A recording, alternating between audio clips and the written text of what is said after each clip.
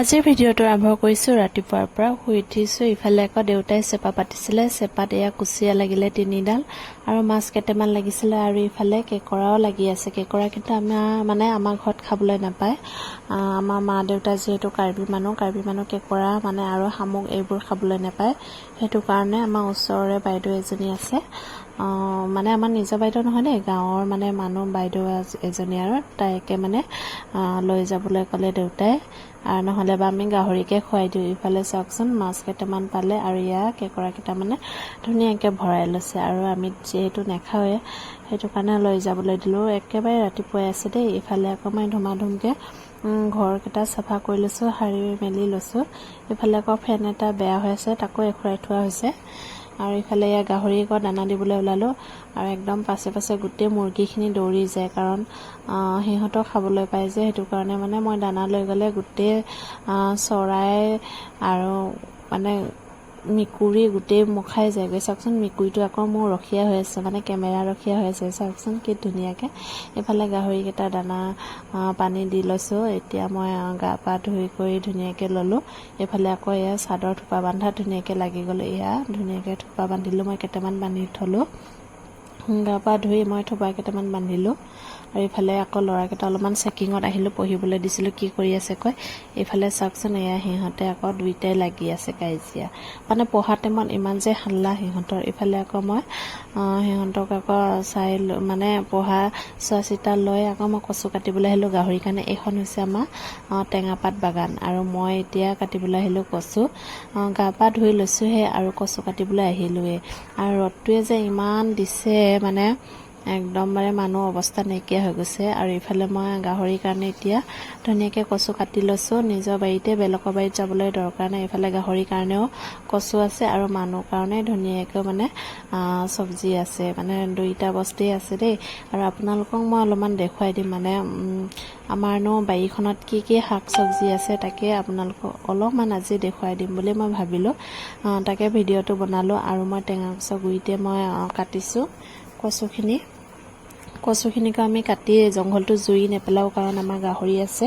সেইটো কাৰণে কচুখিনিকো থৈ দিওঁ, আৰু এইখিনি কাটি থাকোঁ, আৰু পুলি নহয় পোখা দি থাকে, আৰু কাটি থাকোঁ। এনেকৈ গাহৰিকেইটাক খুৱাই থাকোঁ, আৰু সিহঁতৰ কাৰণে ভাত বনাইও খুৱাবলগীয়া হৈছে। এতিয়া মোৰ কচু কাটি হৈ গ'ল। তাৰ পাছতে আপোনালোকক আমাৰ চব্জি বাগানখন অলপমান দেখুৱাই দিওঁ।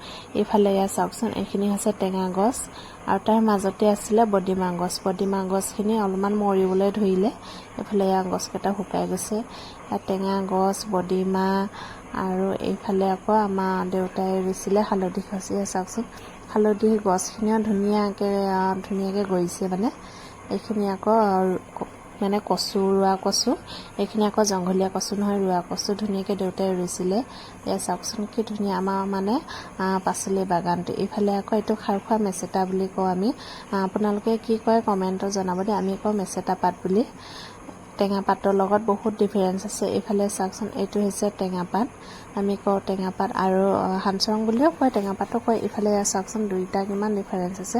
এইটো খাৰখোৱা মেচেতা বুলি কওঁ, আৰু সেইটো টেঙা অলপমান তিটিকি লাগে খাৰখোৱা মেচেতাটো।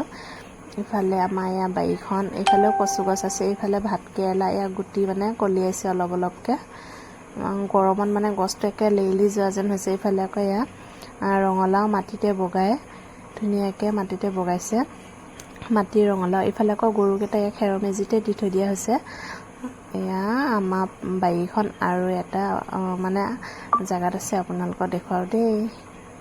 আহি থাকক, মই ভিডিঅ'টো দেখুৱাই থাকোঁ, আপোনালোকে চাই থাকক। এই দিগি চাওকচোন, ইয়াতো আছে টেঙা গছ, আৰু ইফালে আছে ভেন্দি গছ। ভেন্দিও লাগি আছে, খাই আছোঁ, আৰু কলিয়াই আছে। এইটো ধুনীয়াকৈ কলিয়াই আছে। এইবোৰ ধুনীয়াকৈ কলিয়াই আছে। গুটি কিনি আনিলে যি কি হওক নহওক অলপমান খাবলৈ পায়। এইদিকে আমাৰ যিকোনো অলপমান মাটি খালী থাকিলে হ'ল, আমি পেলাই দিওঁ। ইফালে চাওকচোন, টিঙৰ ওপৰতে ৰঙালাও গছ ইমান সৰহ লাগিছে। ইফালে মই ভাবিলোঁ পোকে বিন্ধি থকা দেখি পলথিন বান্ধি থৈছোঁ। বহুত মানুহে কয় পলথিন বান্ধি থ'লে বুলি ভাল হয়, কিন্তু নাজানো কি হয়। গৰমত পূৰা ঘামি আছে, গেলিহে যাবনে কি নাজানো। ইফালে চাওকচোন, ফুল গছত কি ধুনীয়াকৈ ডাঙৰ এটা লাগি আছিলে, ইয়াৰ পৰা ডাঙৰ হৈছিলে, পোকে বিন্ধি দিয়াত মানে বেয়া হৈ গ'ল। মানে কি দি ভাল কৰে নাজানো, আমি ইমান মানে চব্জি খেতি কৰি পোৱা নাই। এইফালে চাওকচোন ফুলকেইটা কি ধুনীয়াকৈ ফুলি আছে, যিমানে ৰ'দ দিছে, যিমানে মানুহে থাকিব নোৱাৰা হৈছে, কিন্তু ফুলখিনি কি ধুনীয়াকৈ ফুলিবলৈ লৈছে চাওকচোন। মানে কিবা ফুলকেইটা দেখি মানে মনটো ভাল লাগিছে, ফাৰাক ফাৰাক যেন লাগিছে, ফুলকেইটা মনৰ ফাৰাক যেন লাগিছে ৰ'দ দিয়াৰ কাৰণে, কিন্তু মানুহৰ একদম অৱস্থা বেয়া হৈ গৈছে। এইফালে মই আকৌ ভাটিবেলাই হৈ গ'ল, এইফালে চোতালটো ধুমাধুমকৈ সাৰি লৈছোঁ। মা আৰু বাইদেউ সিহঁতেও গৈছে মানে পথাৰলৈ ধান ৰুবলৈ, এইফালে আকৌ মইহে ঘৰত আছোঁ, ল'ৰা দুটা আৰু দেউতাও আছে। এইফালে ধুমাধুমকৈ মই চোতালখন সাৰি কৰি ল'লোঁ। ইফালে এয়া চাওকচোন কি ধুনীয়া সুন্দৰকৈ চাফা কৰি ল'লোঁ। চাফা হৈ থাকিলে মানে মনটোও ভাল লাগি থাকে, হয়নে নহয় বাৰু? আপোনালোকে কমেণ্ট কৰি জনাবচোন দেই। এইফালে আকৌ এয়া সন্ধিয়া হৈ গ'ল, সন্ধিয়া মানে গৰু ছাগলী চপা টাইম হৈ গ'ল। ছাগলীখিনি বাৰু আগতে আনিলোঁ, আপোনালোকক ভিডিঅ' বনাই দেখুৱাব নোৱাৰিলোঁ। এতিয়া গৰুকেইটা ধুনীয়াকৈ বান্ধি কৰি লৈছোঁ। গৰু ছাগলী মানে ঘৰত থাকিলে কিবা এটা মনটো ভাল লাগে, সেইটো কাৰণে মানে নিজৰ নহ'লেও লোকৰ হ'লেও আনি এনেকৈ পুহিছোঁ আৰু যেতিয়া মানে এজনী পাম তেতিয়া মানে নিজৰ হ'ব, সেইটো কাৰণে নিজৰ নহ'লেও লোকৰ পৰা আনি হ'লেও পুহোঁ। এইফালে আকৌ হৈ গ'ল গৰুকেইটা ধুনীয়াকৈ বান্ধি। আমাৰ কিন্তু বেছি গৰু নাই, 3জনীহে গৰু, 3জনীকে মানে একদমবাৰে আল কৰি ততেই নাপাওঁ দেই। আকৌ আমাৰ ইয়াত পানী যিহেতু বুৰিছিলে,